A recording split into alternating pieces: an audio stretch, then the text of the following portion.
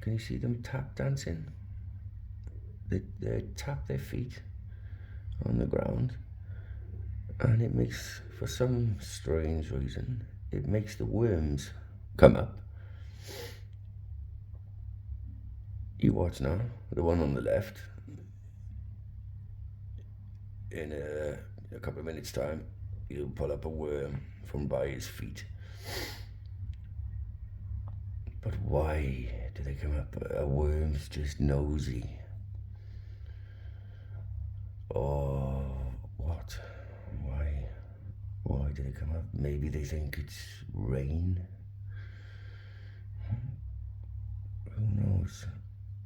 But do you ever know? I've actually seen them put out a couple of big long worms. I've been here for way too long watching them. Fascinating. Did you also know that if you pour fairy liquid or soapy water onto grass, that also brings up worms if you need them for fishing? That's how I learned that. Anyway, that's enough seagull action for one day. I was hoping to get a close-up of him catching a foot-long worm, but